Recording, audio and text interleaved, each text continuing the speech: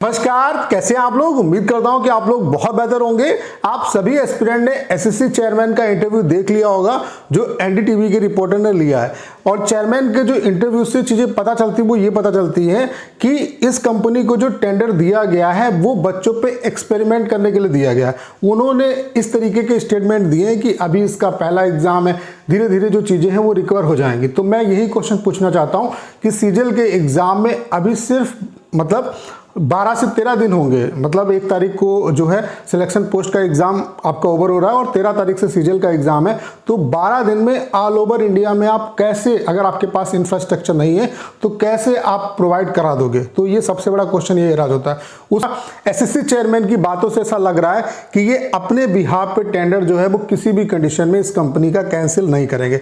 बाकी इस वीडियो में आपको मैं बाकायदा प्रूफ दिखाने वाला हूं कि इस कंपनी को जो टेंडर दिया गया वो एसएससी के रूल के अगेंस्ट दिया गया। एसएससी खुद जो बातें लिखती है उसके विरुद्ध इस कंपनी को टेंडर दिया गया। और पहले से शक था कि टीसीएस जैसी कंपनी को रिप्लेस करना इतने आसान बात नहीं है। सिर्फ फाइनेंशियल बिड के बेसिस पे आप जो है टीसीएस जैसी कंपनी को बाहर नहीं कर सकते। तो इसके पीछे कुछ ना कुछ जुगाड़ जरूर है। अगर इसकी अच्छे तरीके से जांच होगी तो चीजें क्लियर हो जाएंगी। उसके अलावा जो मैं पॉइंट दिखाने वाला हूं, इसके ग्राउंड पे अगर कोर्ट केस होता है तो कहीं ना कहीं जो टेंडर है इसका वो कैंसिल करना पड़ेगा कोर्ट के हिसाब से। ठीक है, जो चीजें अभी मैं दिखाने वाला हूं। उसके अलावा जो जितने भी मीडिया चैनल हैं उन सभी से रिक्वेस्ट है कि मेरे बिहाफ पे, हम सभी टीचर और स्टूडेंट के बिहाफ पे आप सभी को, अगर आपको दोबारा चेयरमैन से मिलने का मौका मिलता है तो जो पार्टिकुलर क्वेश्चन यहाँ पे मैं दिखाने वाला हूँ वो क्वेश्चन जरूर आपको पूछने चाहिए। तो चलिए स्टार्ट करते हैं। वीडियो आप सभी के लिए बहुत ज़्यादा हेल्पफुल होने वाला है। तो आप देख सकते हैं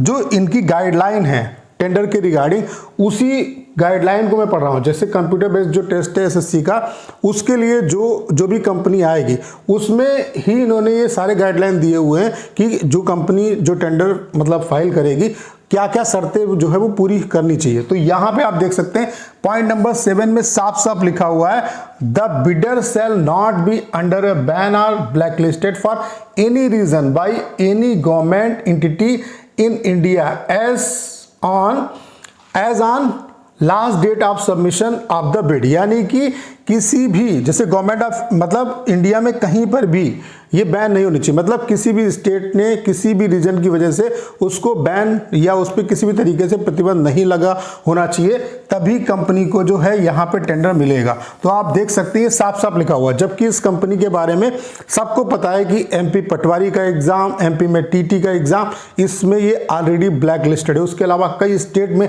ये कंपनी ब्लैक लिस्टेड है। तो ये खुद जो रूल एसएससी ने लिखा है कि कहीं पर भी किसी भी स्टेट में ब्लैक लिस्टेड या उसके खिलाफ कोई भी एलिगेशंस नहीं होने चाहिए, उसके बावजूद आप खुद इस चीज को मेंशन कर रहे हो और फिर आप जो है इस कंपनी को ठेका दे रहे हो। सिर्फ फर्क क्या था, जो फाइनेंशियल बिड थी उसमें टीसीएस और ये कंपनी थी। टीसीएस ने 350 रुपए पर कैंडिडेट कॉस्ट बताई और इसने 220, सिर्फ 130 रुपए का डिफरेंस था। तो भाई इंडिया जैसा देश जिसमें पैसे की कोई कमी नहीं है, क्या बच्चों के भविष्य पे आप 130 पर कैंडिडेट 130 रुपए कॉस्ट आ रही है, आप थोड़ी सी फीस बढ़ा सकते थे, लेकिन इस तरीके से खिलवाड़ करने की कोई जरूरत नहीं थी। तो ये कहीं ना कहीं एसएससी ने खुद अपना जो यहाँ पे इन टेंडर के रिगार्डिंग जो इनके रूल है, गाइडलाइन है, उसी के खिलाफ इन्होंने इस कंपनी को यहाँ पे टेंडर दिया है। पहली चीज तो ये, और इसके ग्राउंड पे अगर कोर्ट केस होता है तो आप ये मान के चलिए कि यहाँ पे डिफीट होंगे और इसी के बेसिस पे इस कंपनी का टेंडर कैंसिल भी हो सकता है। ठीक है, बाकी एसएससी अपने बिहाफ पे कैंसिल नहीं करने वाली। ठीक है, उसके अलावा जितने भी मीडिया चैनल हैं उन सभी से मैं रिक्वेस्ट करूंगा कि भाई ये कुछ क्वेश्चन आप जरूर पूछिए। वाई एसएससी चूज इट, इस कंपनी को एसएससी ने क्यों चूज किया? क्या इसके पीछे कुछ भी चीजें रिसर्च नहीं की गई? क्या इसका पुराना जो इतिहास है वो नहीं चेक किया गया? इसके इंफ्रास्ट्रक्चर पे फोकस नहीं किया गया कि इसका इंफ्रास्ट्रक्चर है या नहीं? जो कंपनी स्टेट लेवल जैसे एग्जाम में फेल होती है उसको आपने ऑल ओवर इंडिया का जो एग्जाम है वो प्रोवाइड करा दिया, किस बेसिस पे आपने प्रोवाइड करा दिया? क्या सिर्फ फाइनेंशियल जो बिड है उसी के बेस पे आपने बच्चों का जो फ्यूचर है वो दांव पे लगा दिया?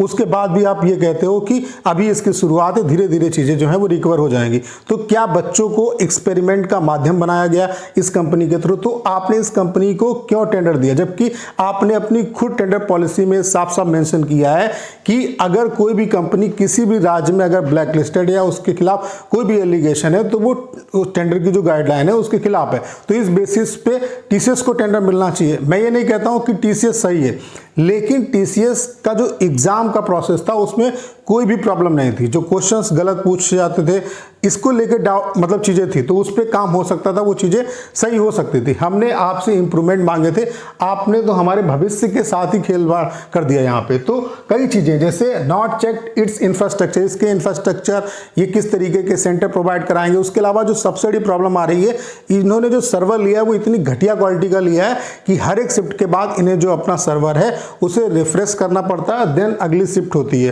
फिर उसके बाद इसलिए थर्ड शिफ्ट में बहुत ज़्यादा प्रॉब्लम आती है, इवन सेकेंड शिफ्ट में भी प्रॉब्लम आती है। और इसी वजह से आप देख पा रहे होंगे कि लैगिंग की प्रॉब्लम आती है, फ्रीज की प्रॉब्लम आती है। तो ये ढेर सारे जो प्रॉब्लम है वो यहाँ पे आ रहे हैं। तो अगर प्रॉपर इंफ्रास्ट्रक्चर नहीं है, प्रॉपर इनके सेंटर नहीं है, इतनी दूर दूर तक सेंटर दिए जा रहे हैं, जो 3 आप चॉइसेस फिलअप करा रहे हो उसके अलावा आप सेंटर दे रहे हो, तो क्या मतलब है? तो क्या आपने किसी भी चीज़ की जांच पड़ताल नहीं की, सिर्फ आपने इस बेस पे इस कंपनी को टेंडर दे दिया कि इसने कॉस्ट कम दी थी?